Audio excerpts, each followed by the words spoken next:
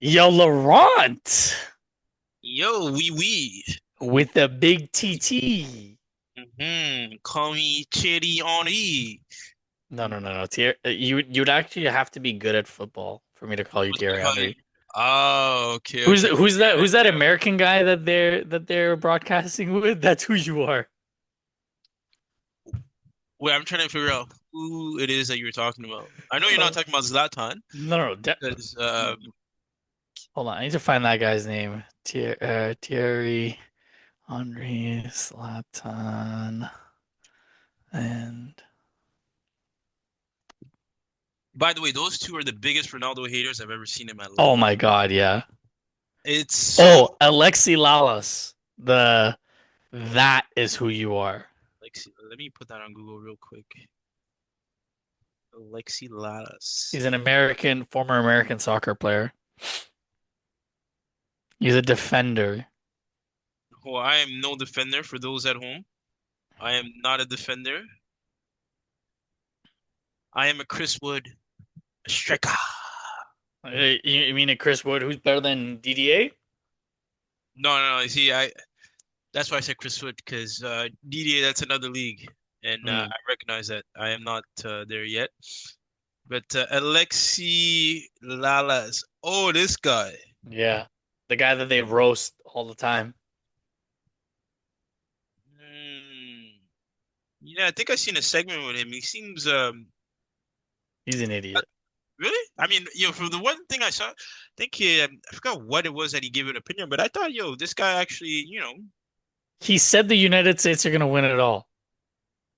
bro, all Americans think that the United States are going to win it all. Like what? Touche, touche, I touche. think I mentioned this actually I don't know if I mentioned this on the last podcast. Bro, Americans are saying that if they win, the audacity of these guys, that if they win, they're gonna rename the sport soccer. Fam, like do you realize that these guys are nah man. No. Listen, I wouldn't be shocked. I would not be shocked if Bosnia beats them in the round of 32. Oh, that's who they face? Yeah. Guaranteed? Yep, guaranteed. July 1st, 8 p.m. in Santa Clara, California, they face Bosnia Okay, why do you say that like that because beat them? because there's just something different about European nations when it comes to football Mm, and the heart that they play with. You saw how the Bosnians played against Canada. They got Sead Kolasinac. They have Edin Dzeko. They have experienced players. I'm not gonna lie. I don't know any of the other players' names, but I know the rest of that roster is built up of like very well coordinated players. They all play together as a unit. mm, Americans, they're cocky. In every single sport, we know Americans are cocky. They're gonna go into that thinking that they're gonna win and they're gonna just steamroll through them. And I would not be shocked if that ends up in extra time. And if it ends up in extra time, I would not be shocked if they lose, mm. right? The way that Americans have to go into that game is you need to play with your wingers and you need to play with pace.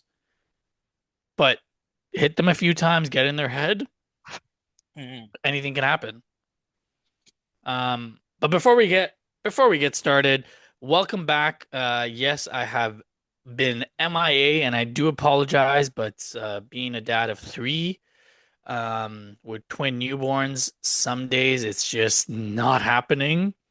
But welcome back uh, to the home of your Premier League champions, the Arsenal.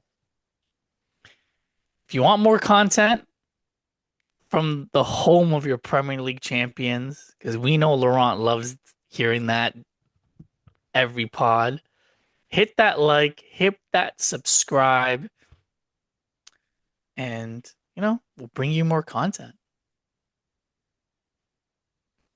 Laurent, say it one time for the fans. The home of the. Bro, you will never catch me saying that. That's one. But I listen. I do. I get the chance to say it in the seasons to come. For Um. the Arsenal? Oh wow, okay. Thanks. I'm glad you finally admitted it. All right, but Yes, anyways, I am back on the pod. Yeah, that's his return. He's stamping. Oh shit. Okay, before we get into the World Cup and before I want to talk about a couple things about the Arsenal, but before we talk about that, I want to give Chelsea a little bit of limelight. And I was picking your brain about this off air. I'm gonna ask you on air about it. Mark Cucurella, who recently said that he loved Xabi Alonso and he's happy that Xabi Alonso came to Chelsea, did a switcheroo and being a Barcelona boy through and through, signed for Real Madrid. He is Real Madrid's current left back going into the 2026-2027 season. And in a recent interview, it's almost like he's campaigning for Enzo Fernandez to come. Now, throughout the last season, we knew all the turmoil between Ariane Tchouameni, Valverde. I would say Camavinga's in there as well, Jude Bellingham, but the real beef was between Valverde and Tchouameni. So one of those we know is going to go, and it looks like Tchouameni may end up in United, and they may keep Valverde. So there may be a hole to be filled. Um, Now, I don't want to talk about the Real Madrid implications of this, but what I want to ask you is there's been a lot of noise with Chelsea. Even throughout the season, once Enzo Maresca left, some players came out and they said that they were upset that Enzo Maresca left, Cucurella being one of them, Enzo Fernandez being another. And then there's rumors coming out throughout the season that Enzo Fernandez wanted to go to Real Madrid. Cole Palmer wanted to go back to Manchester because he was homesick. Cucurella was on there. Um, there's a few other players as well. I'm just drawing a blank, but what's your take, Laurent? Because we give Chelsea a lot of banter, but Chelsea have signed these players to big contracts. They're on high wages. They are in London. Like you're in the hottest city in the world. But is this the type of culture that Chelsea has now? Are the days of like playing for the Blues gone? Or do you think it's just a new generation? They're just on to the next one. Well, to their defense, I will have to say that I think Chelsea has not made it easy for most players to want to stick around, right? You have Hmm. to be honest. One look at it from that perspective. If you want to keep talent, right? Especially if you have certain players that, yeah, do, or they're in the man, right? In a way, right? You have to be competitive on that front, right? So by making sure that you do qualify for certain competitions the following year. On top of that, right, that you show, right, as the owners from the top down, that your house, right, is functioning smoothly, essentially, right? What I'm trying to say is that your shit doesn't stink Hmm. because clearly, right now, right, it's a difficult time at Chelsea, and our shit stank, man. Let's be real, right? So, um, a lot of the players that if you're not from the academy, right, or you don't have a certain loyalty to the club, right, in that sense, right, money aside, things you're not necessarily going to want to stick around, right? If you get a better offer, then you're highly tempted to want to take that. So I can't even fault them. Hmm. And even when they come out and they say what they say that I trust in Xabi Alonso. I feel like at the end of the day, right? It's you have to give that perception to the public. Yeah. So it's just one of those things where it's part of the game, right? They're being political. So I can't fault them, right? Yeah. Well, it looks like you guys are moving quick because you guys signed the wing back from Atalanta, Marco Palestra, and it looks like uh, Lacroix is also coming as well. Maxime Lacroix from Crystal Palace. He's coming over for 50 million, it appears.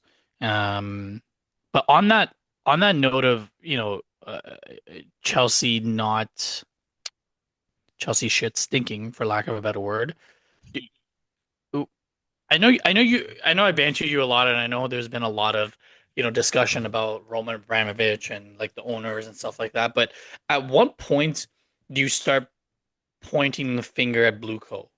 obviously a lot of Chelsea fans, as you've seen throughout the year, they've protested, they've said Blue Co out, and now it looks like Todd Bowley is going to lose his seat, and it's going to be someone else that's going to take the seat from the board because of some of the decisions that they've made.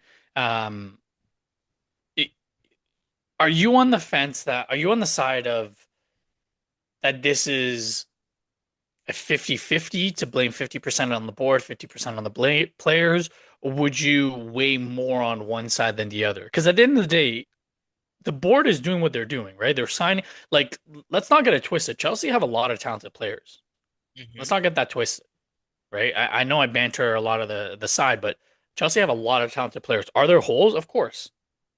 Of course there's holes. Of course you can upgrade Robert Sanchez. Of course you can get better center backs.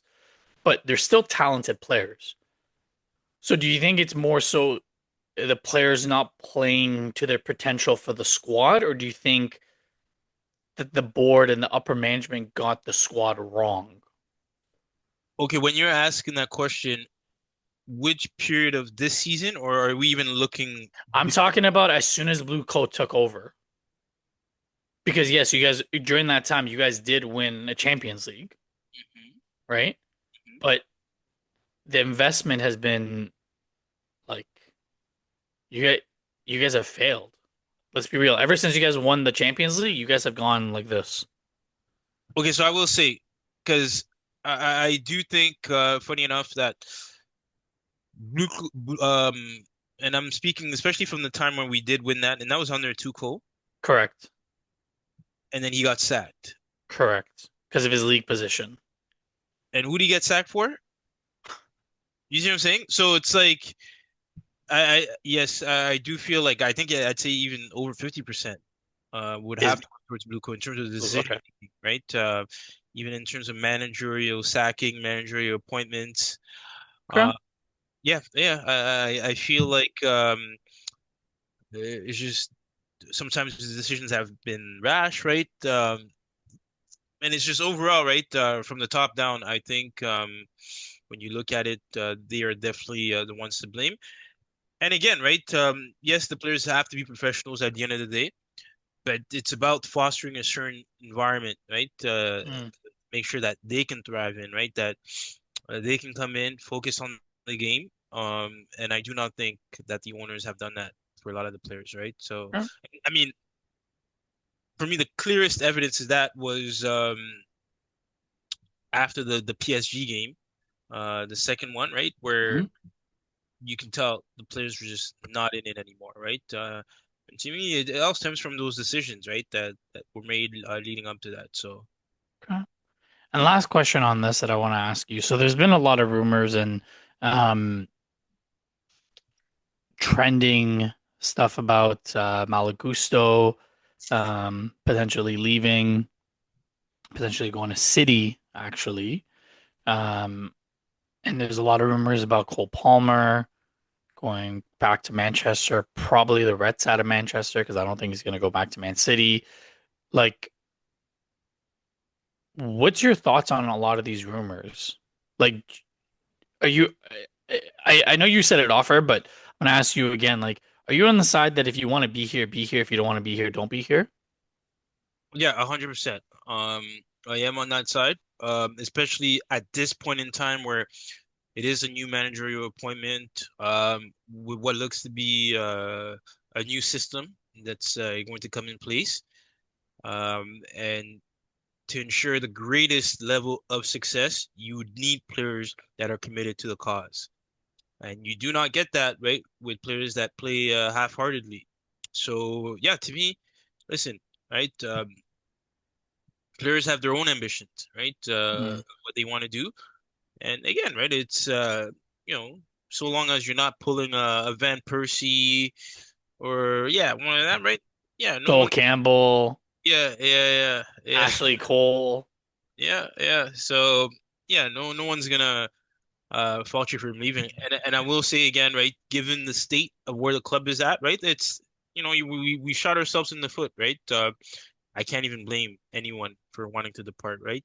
Except for you, Reece James, because I know you've given your promises in blood, as it seems. So yeah, you are here to stay forever. So And so is Alejandro Garnacho. Yeah, yeah. Oh, Reece James, Garnacho, and Liam Delap. Those three are dedicated to the Blues. man. Listen, I actually want to see Garnacho do good, Oh my God. but Are you being serious? 100%, bro. Like a player like that, he's dealt with his own shtick at Man U. Some would say his attitude, yeah, could probably be a little better, right? Hmm. Yeah, I could agree, right? I do feel like sometimes, he's a bit of a diva, or he has a certain ego to him that he thinks he's like a Ronaldo there. Yeah, but you're not, you're not at that level yet, right? Yeah, but that season that they were like, he had an unreal season though. Like Mm, when he came into that squad, I think it was 2 years ago at United. When he came through, like he was scoring goals, like it was fun. mm, So I think the way that Ten Hag used him and then the way that Amarim used him, I think they ruined him. mm, Right? Ten Hag was getting a little bit out of him, but then as soon as Amarim came in, he kind of went downhill. mm, The last thing that I'll say about Chelsea is the one thing that I don't understand for with respect to Trevor Chalobah, because the rumors are that he's going to get sold to Como, is you guys loaned out Chalobah to Crystal Palace, and then you guys recalled him, paid a fee and recalled him because you had issues in the back line, and now you're going to sell him.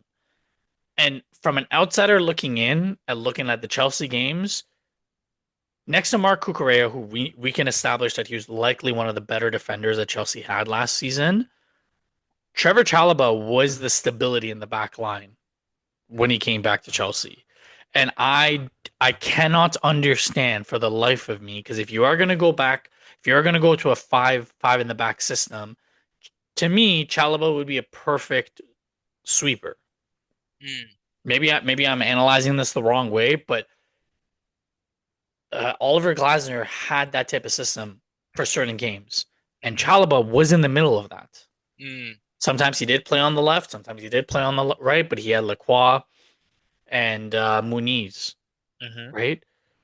So to me, I don't understand why you guys are linked to selling Chalobah when he's an experienced person, where you're going to keep Wesley Fofana and oh my God, Levi Colwell, and they like let's call a spade a spade. They both shot the bed, whether it's injuries or whether for Wesley Fofana, he's just boneheaded. Like some of the stuff that he does, he's just boneheaded. So I don't know. Do you have any like thoughts on why they want to get rid of Chalaba? Like, are you okay with getting rid of Chalaba? I mean, it's definitely a good point that you bring in. Um, and I mean, when you kind of look at it too, in terms of the players that actually were willing to give their heart and soul to the club, and that's given the different changes in managers, right? He was the one that was the most consistent in terms of performances, in terms of attitude, right? He didn't allow the outside noise to Mhm. phase him, right? So I almost feel like it's I don't know if disrespect is the word, but you know, you here's a guy, right? Like you said, you put him on loan, you recalled him. He never complained, by mind you, No, right? Again, like a lot of players, they do, they'll unfollow the team or do all kinds of things on social media. This guy, through this whole process, right? it was a Yeah, professional. yeah, professional stand up, right? And never once said anything negative about the club or its personnel. And yeah, no, so I do think it's a bit of a slap in the face for him and those who have appreciated his contribution over the years, right? So for me, I don't know. I guess Javi Alonso probably sees it a different way, or if it's the owners. But I do think that yes, in a system like this, I do feel like he would be key um, down the stretch of the season. So Like Battashiel should go before him. yeah, uh, Colwell should go before yeah. him. Kobo, I don't Um, know. sorry? Levi Kobo, because I mean, again, Levi Kobo, I think he He has over. a potential, Mhm. but with his injury record, I think the Premier League is too physical for him. I think if you guys sell him to a Serie A team, you will see him thrive similar to oh my Lord, Tamori. You know Hmm. how Tamori went to AC Milan and he was doing unreal, but then every time that he came to the England side, whenever there was physical games, he he would be good, but he wasn't to that extent, Mm. right? That he was in the Serie A because it's a little bit slower, it's a little bit more tactical, it's less physical. And I think Colwell is the same way because of his injury record. Like look at someone like Takehiro Tomiyasu. He came from the Italian league. He wasn't as injury prone there. Came to the Premier League, injuries started happening, Mm. right? Maybe I'm looking into it the wrong way. Maybe, listeners, viewers, you may say you may be yelling at the screen or yelling at your phone, being like, no, you got it wrong. But that's the way I analyze it. I just think that 23 years old, you've had so many injuries and you've had some serious injuries. I don't think the Premier League's for you, bud. Mm. The talent is there. You guys need that type of player. But I think um who's that young kid that Josh at Chingpong? Yeah. Like he's got that potential and he's versatile and he's younger. He's 3 years younger. I don't know if you see it that way, but like for me, Tosin's got to go, Batishill's got to go, um, Fofana, Colwell, um, those are the back line that's got to go for me, like non-negotiable. Mm. So, um, shifting gears a little bit, coming to the Arsenal. Um, I think CJ talked about it. Pierre Nkapie is official. He's an Arsenal player. We did sign him. There's a lot of rumors going around with Morgan Rogers. And I don't want to spend too much time talking about potential transfers because I think the type of transfers that Arsenal want to do, these players and their agents don't want to impede in their World Cup journey. I think they want to let them focus on the World Cup. But the big thing that I want to talk about is the news coming out of the England camp regarding Bukayo Saka and Declan Rice and now even William Saliba. Some of the injuries that they've been dealing with, and they've been playing through, it's alarming. It is very alarming. And the players that we have that are at the World Cup, it's safe to say that the nations that they play for, Brazil, um, how am I drawing a blank? Brazil, England, Netherlands, Germany, right? Like these type of nations, we're anticipating them to get through to the round of 32 and then go on at least to the round of 16 for some of those nations.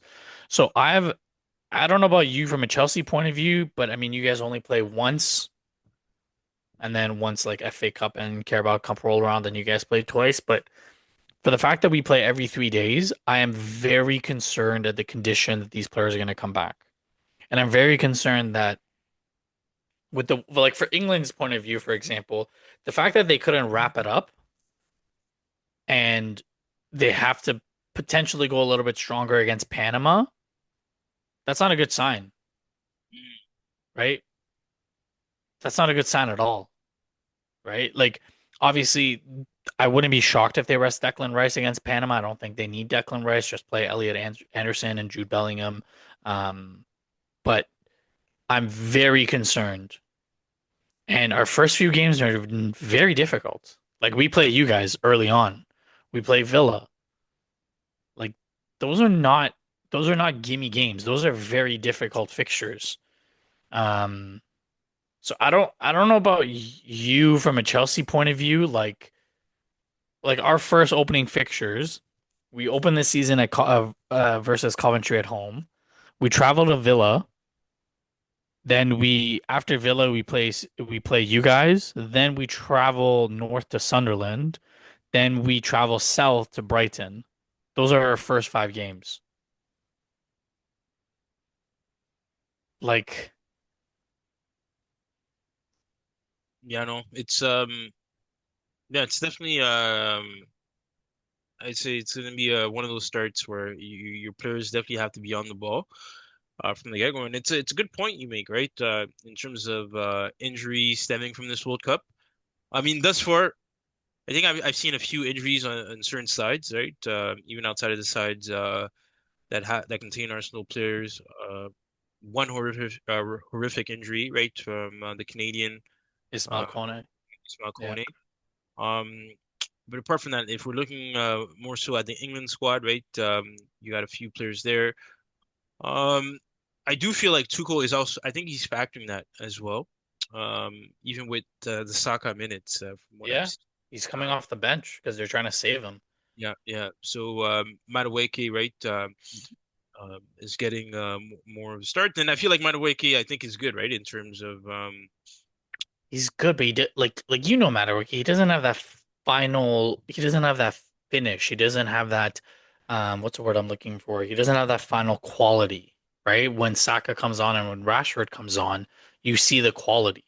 Right? Gordon, I don't understand how he's worth 80 million. Newcastle yeah. robbed Barcelona because you could have had Marcus Rashford on a free and just paid him his salary, but you bought Anthony Gordon for 80 mil. 80. Let's be real now. I know you give Saka stick. If Anthony Gordon is worth 80, Saka's easily 120 plus. Mm. Yeah, no, Easily. Cole honestly, Palmer is easily 120 plus. Anthony Gordon, come on now, bro. He's a white Madueke. mm. Tell Yeah. me I'm lying. Uh, Listen, I will say, but you know what? Um, because again, right? I think so far his World Cup for Anthony Gordon hasn't been the best. And I'm not trying to use because I don't think that's what Barcelona used to justify paying that much, right? It was more so his Newcastle performances. Um, and if we look back, actually, he had some very good games. Um, So did Madueke. When he was at PSV, he was tearing it up. He had a couple of good games for Arsenal. He had a couple of good games for Chelsea, right? yeah. But that doesn't justify 80 mil. And yes, maybe that's today's market. But when Rashford comes in, any game that I've watched for England, when Rashford comes in and Saka comes in, the whole dynamic of that front line changes and they're more dangerous. You see Saka getting double teamed, you see Rashford getting double teamed. And what does that do? It allows Harry Kane not to be double teamed, right? It's yeah, and sorry, we're digressing um from the fitness issues that I brought up because we saw Rafinha got injured, he's gone. Jurriën Timber, he didn't even make the squad because of his fitness levels. Um, I'm concerned because the Premier League is very physical. And not just from an Arsenal, obviously I'm biased from an Arsenal point of view, sure, I'm biased. But I think the reason why I'm even more scared is I brought it up to you guys. I said, even if Arteta wins the Premier League, I would still want him out because he does not know how to manage his players. And going into this season, I guarantee you he's going to want to repeat, and that's how he's going to go into the season, which not a problem. I want us to repeat as well. But I also want to be realistic. I don't want to be I don't want to be burning players out at the beginning of the season, right? Because we know that our goal is going to be to try to win the Champions League and repeat next year, right? That is my concern going into next year. Chelsea, no offense, you guys have nothing to worry about because you play once a week. Even if you guys have injuries, Jabi Alonso has an entire week to prepare someone else to fill that position, right? And there's a high likelihood that you'll do what Manchester United did. You guys will play on Mondays, right? Because all the other teams are playing on the weekends. United is playing Champions League. You got the Europa League teams. You guys will likely play on Monday, so it'll be Monday to Monday. Yes, occasionally you'll play Monday, Saturday, or Monday, Sunday if you're playing some of the sides that are in the European leagues. But if you're not playing anyone that's in the European leagues, you'll probably play on Monday, so you even get that extra rest. But for teams like City, United, Arsenal, Liverpool, these teams that are playing Europe, I'm very concerned with the quality of the Premier League next year, especially for the European games, because this year, because of how many English sides progressed, we opened up an extra slot.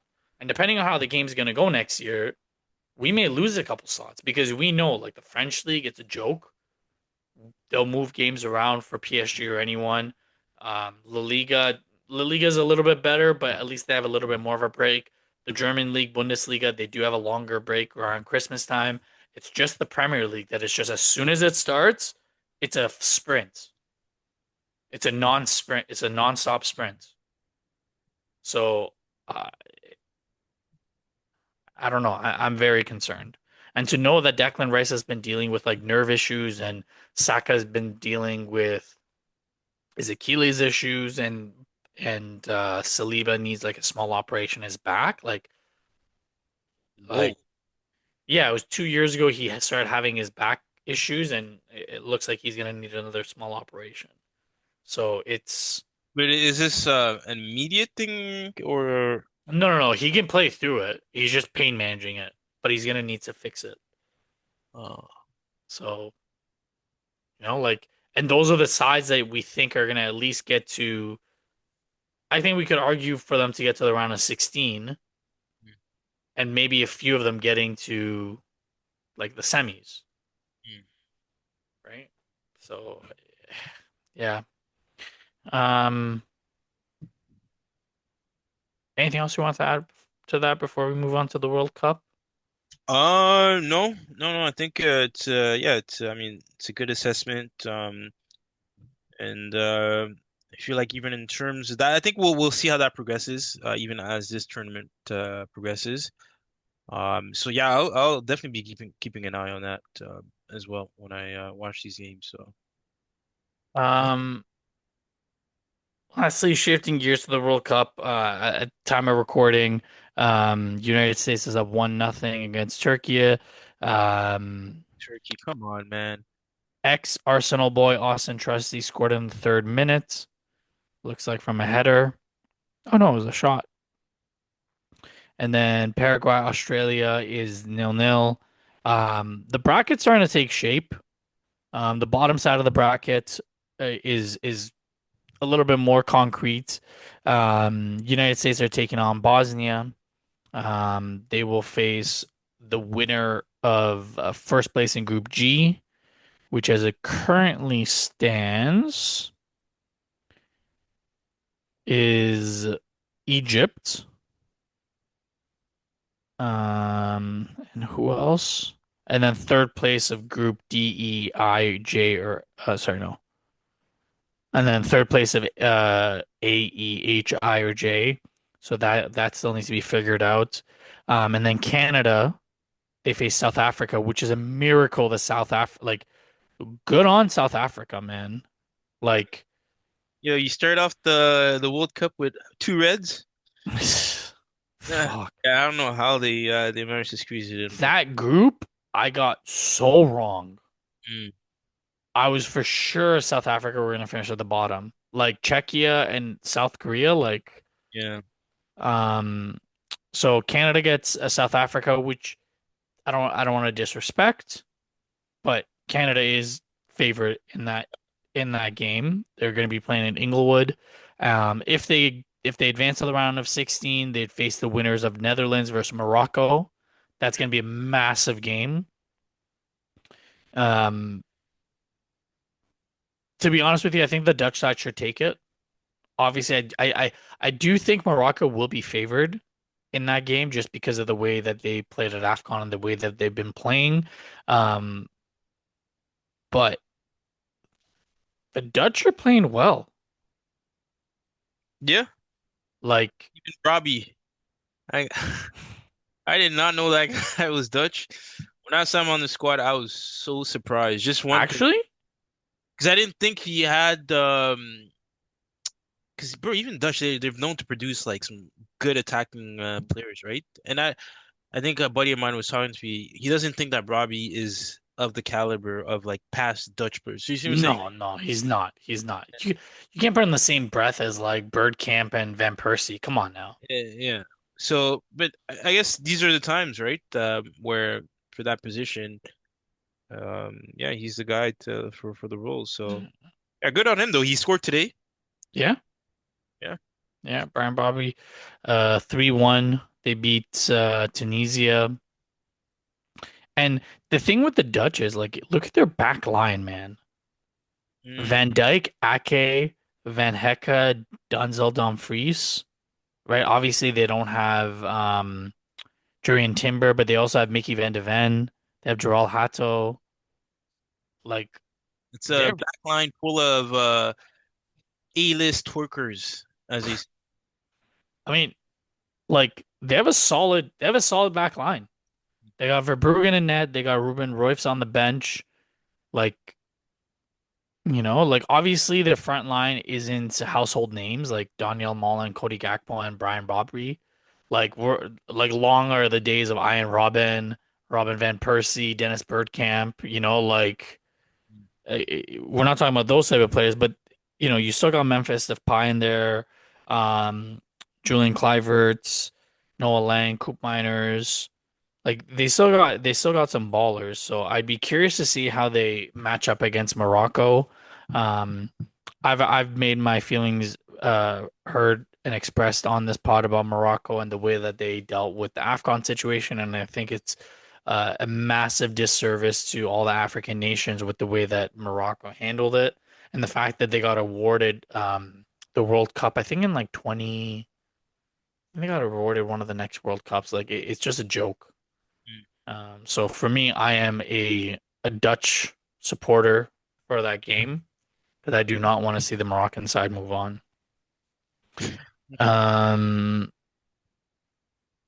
what? I'm just being honest. Like, Yeah, no, no. I mean, I'm not trying to be an asshole. I just like certain nations like that. Like, dude, like, what are you doing?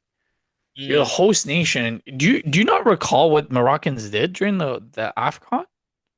yeah, yeah, no. I think, yeah, a lot of us recall that. Yeah, it's just poor behavior when you look at it, right? And Shouldn't. you're giving ammunition to all the I don't even never mind. I don't even want to get into the politics side of that bullshit. Never mind. Let's move on. That can be an off-air conversation. Um, at the top side of the bracket, the only so Brazil got Japan for sure.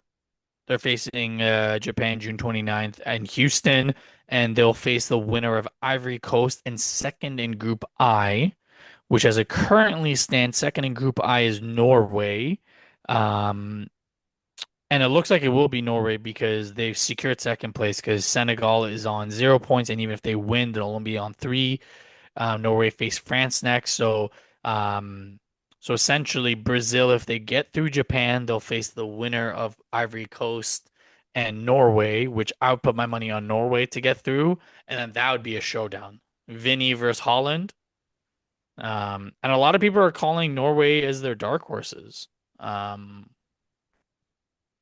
I don't think they'll get through No? Brazil. Yeah. Have you seen Odegaard's performances as of late? Shit. Mm. It's Shit. sad because I just feel like, bro, that guy is too long sometimes on the ball. The passing is not decisive, right?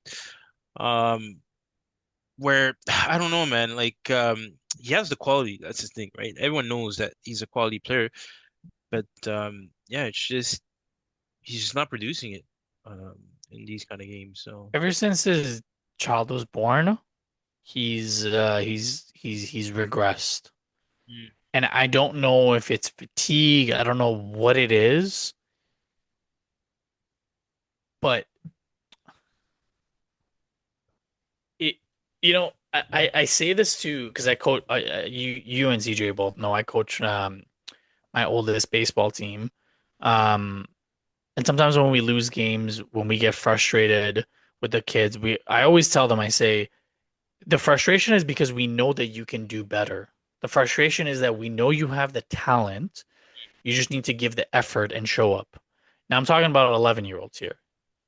I'm not talking about a 20 some odd year old who is the captain of his nation, who's been playing football since he was probably like five years old or even younger. He's gone through the biggest academies in the world in Madrid. He went to Sociedad, which they live, breathe football in the Basque region. And now you came to one of the biggest clubs in the world. You had one good season. You were compared to Kevin De Bruyne, which, yeah, that season, yeah, he was keeping up with De Bruyne, but you can be in the same breath as them, but if you want to maintain that, you have to perform year in and year out. Mm, That's why that's why you can have a world-class season, but are you world class? World class is defined as repeating it over and over and over again. That anytime you see that person on the pitch, it's going to be repeated, mm, right? And I think for whatever reason, Martin Odegaard does not have the ability to do that. Now, I was going into the World Cup thinking that for the likes of Martin Odegaard, and Kai Havertz, and even Mikel Merino, the fact that they didn't get a lot of minutes for the rest of the season because of injuries and, ramping things up, this World Cup was actually going to be a good thing for them because they could get into rhythm and start off the season hot. But watching Odegaard, it's making me even more concerned. And some of the rumors that I didn't want to talk about, but I guess we're on it right now. Um, I would not be shocked if they sell Odegaard, to be honest with you. Um, because that midfield is getting thick. And if you bring in someone like Morgan Rogers, he could do that role. And you still have an Eze. Yes, I know Morgan Rogers, we want him for the wing, but you still have an Eze. You still have a Wanyeri, right? Like you can bring in Morgan Rogers. And if you really want to like make a statement, go get one of go for it too many, right? See if you can pry Valverde out of Madrid, right? So I'm very concerned. I'm very, very concerned. And you have Erling Haaland, man. Like, and you have Sorlot. Like, come on. Like, what more do you need? They got you Victor Gyökeres so that it's yeah, it's alarming. Honestly, Laurent, it's very alarming. I wish TJ was on the pod because I would love to hear his take, but it's very alarming his performances. mm. So, but hey, he's got a couple more games to shut me up for a fact. Oh wow, Turkey tied the United States already? Damn. Arda Güler. Listen, Turkey cannot lose that game. I'd say they have to win that game for any pride they have left. Uh, for any hair transplant that they have left, they have to win that game. Uh, And this is the same United States side that think they're gonna win it all and call it soccer. Like, come on now. Um, Golden Boot race. Lionel Messi leading it with 5 goals. Vinicius, Mbappe, and Holland tied on 4. And Ismail Saibari on 3. If I were to ask you today, gun to your head, who's winning the Golden Boot? Mbappe. Mbappe. Wow. Yeah. So you think he's gonna go all the way? Yeah, they to me they're the best squad on paper, um, Okay. hands down. And yeah, even what Messi did in terms of his hat trick, I think that's gonna die down as the tournament progresses, in my opinion. Yeah, I don't see him scoring like that. Because who's second in Group H? Because that's who they're gonna be set up with.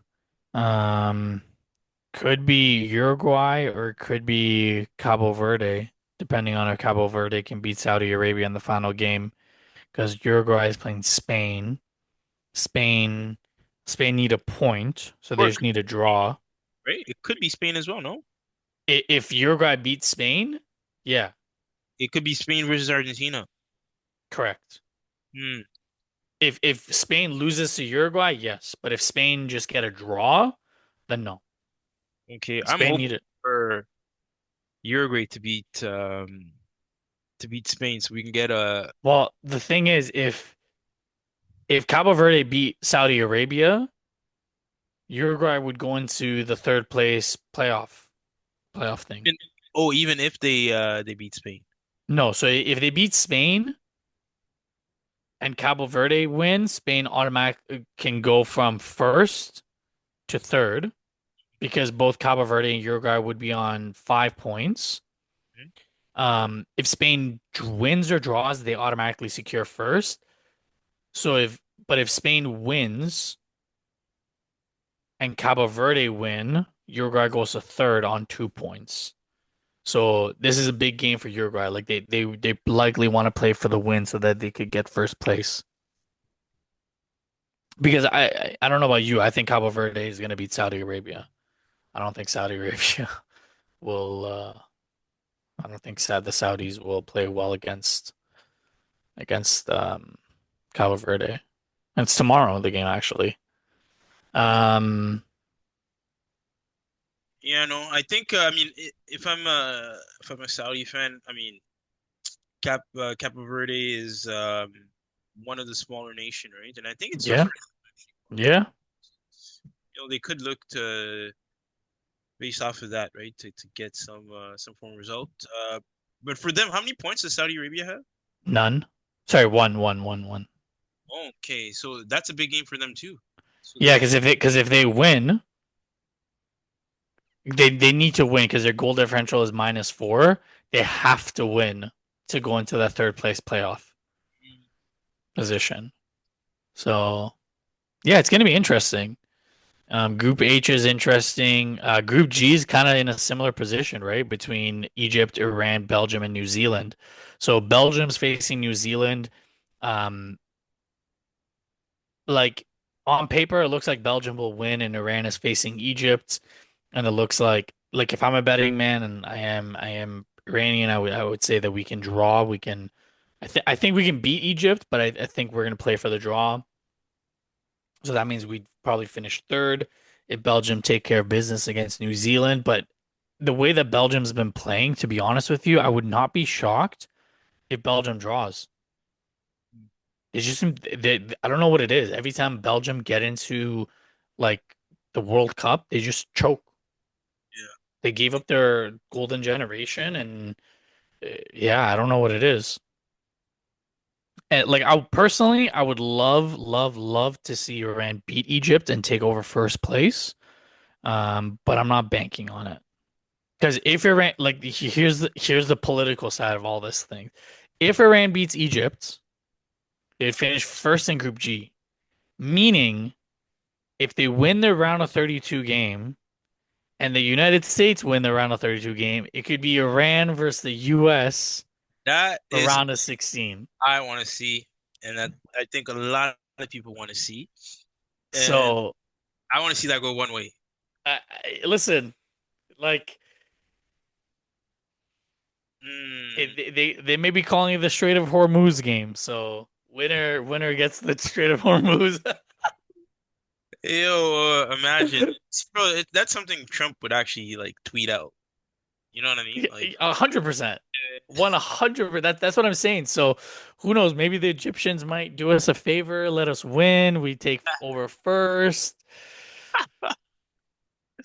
So yeah, that is also a possibility that if Iran finishes first, we take care of business and the US take care of business, we'd meet them in the round of 16. gosh, if that, yo, the tickets, the, I can only imagine what the headlines, the atmosphere, and like, Oh my God. The media around it. And it'd be in Seattle. The game would be in Seattle. yeah, that. Dude, it would be epic. But we wait to see if that's going to be something we could be all blessed with. But, yeah, no, Yeah. Um, the Congo. hmm Who do you guys face in last? we played Colombia. Uzbekistan. That's who you guys face. Oh yeah, we beat them. So, let's see. So you guys technically,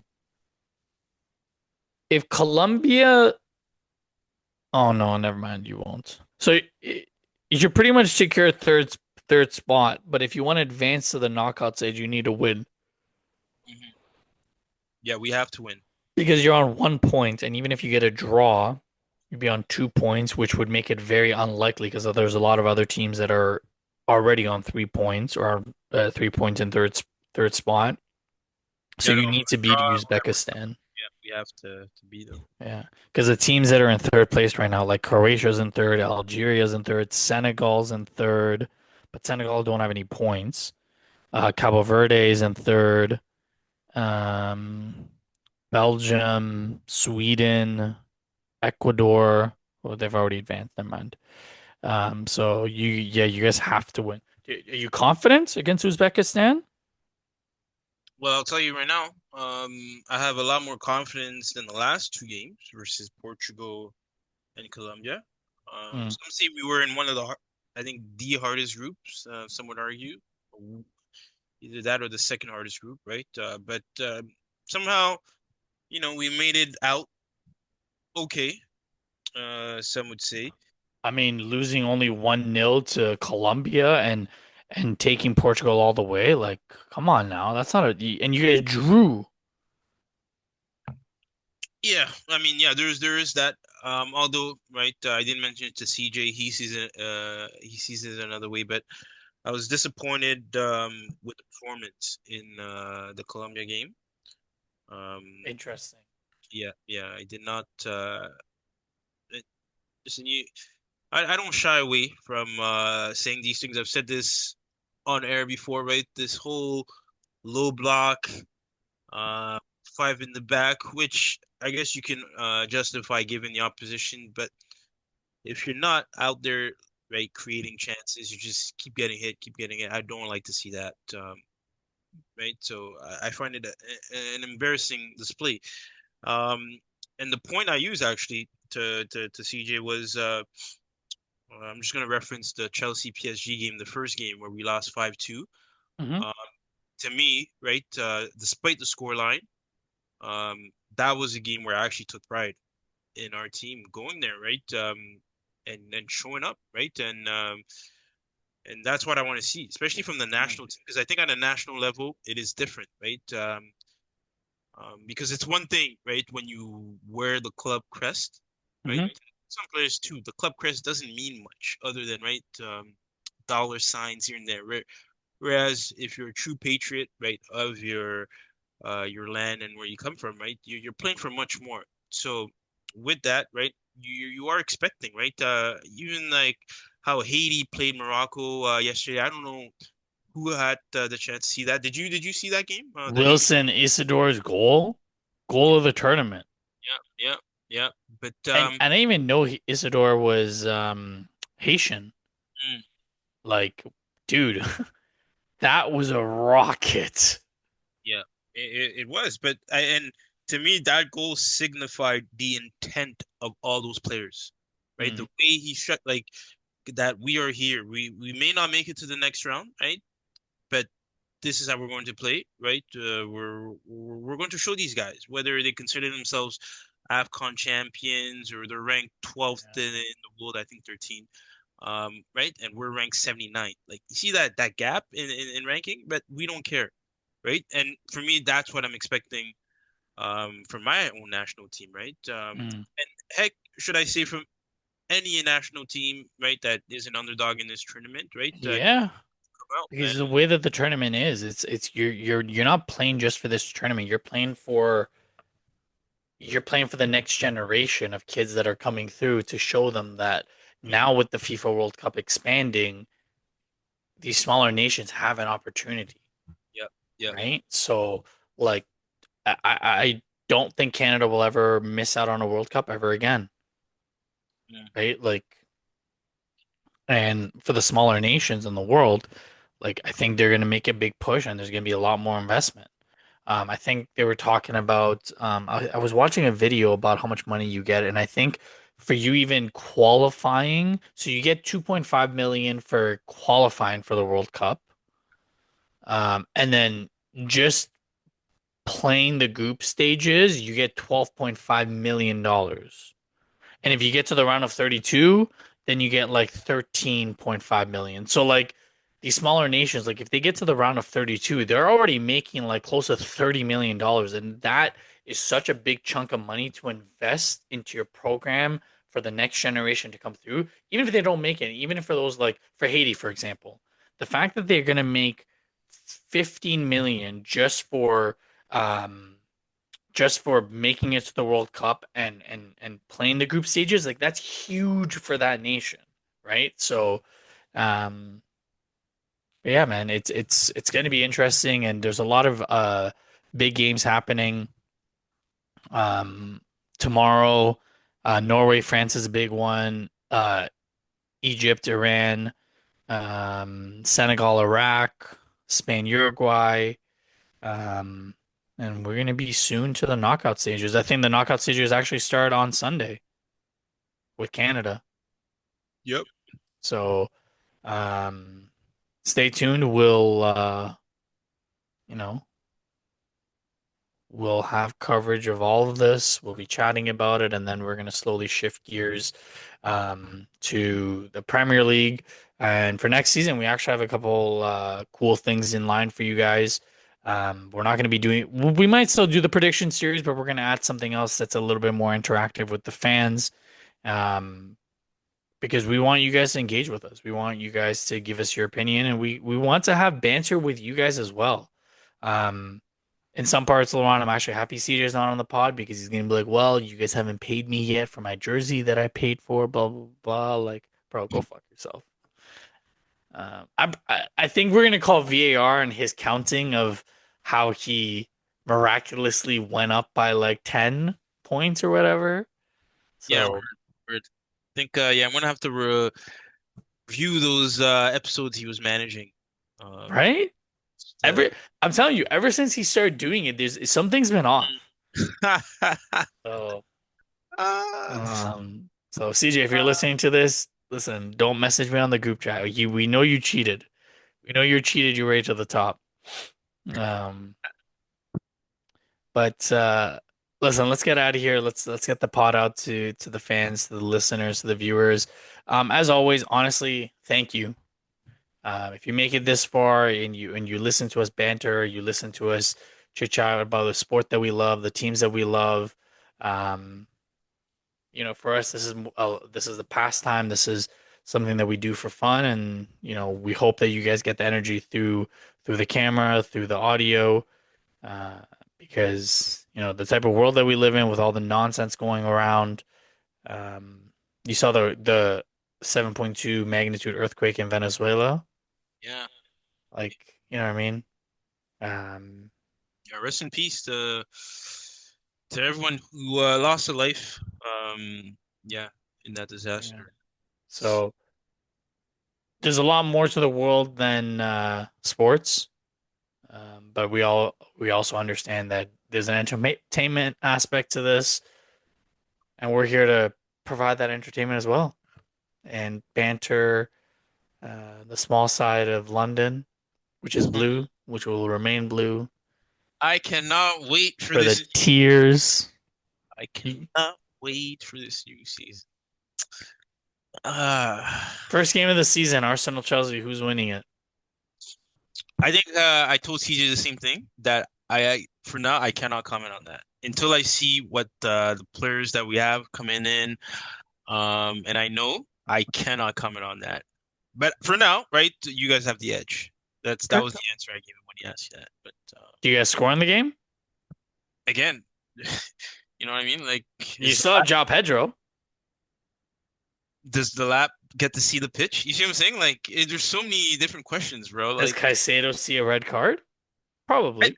listen, I will say this because I saw Caicedo. I was watching him very closely in this game versus Germany He's a because man on a mission.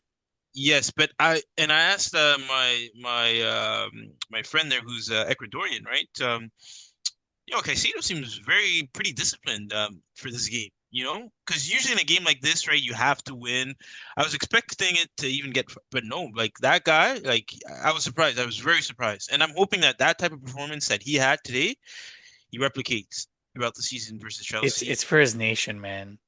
South Americans when they put on when they Mm, put on their national jersey, it's a different they play different. Like even Holland. Holland has taken like one step up. mm, The fact that he's tracking back, getting on the ball, making some runs, you're like, wait, if you did this in City would literally be unstoppable. mm. So, but I agree with you. If Caicedo can have the same temperament that he does when he plays with his national team for Chelsea, uh, I think he can. I think he can arguably be one of the best number sixes in the world, but he just doesn't have the temperament. Mm. So, um, well, yeah. On that bombshell, hit that like, hit that subscribe. The home of your Premier League champions, the motherfucking Arsenal, not Chelsea, not Liverpool, not United, not Man City, the Arsenal. Ah. And the only team that bottled it this year was Chelsea.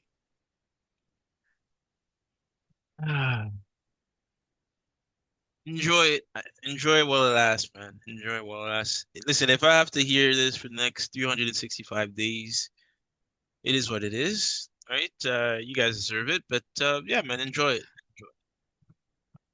Oh, I cannot wait to see your face when Arsenal repeats. Well, listen, I do think even on your end, there's a lot of variables that, right? If that were to happen, I think there's a lot of variables, moving pieces that do need to fit just right for that to be the case, right? So yeah, but we'll see, man. We'll see. Yeah. And we'll be here to cover it all. So, again, hit that like, hit that subscribe. And as always, thank you for tuning in. We will see you guys in a few days. Adios. Peace.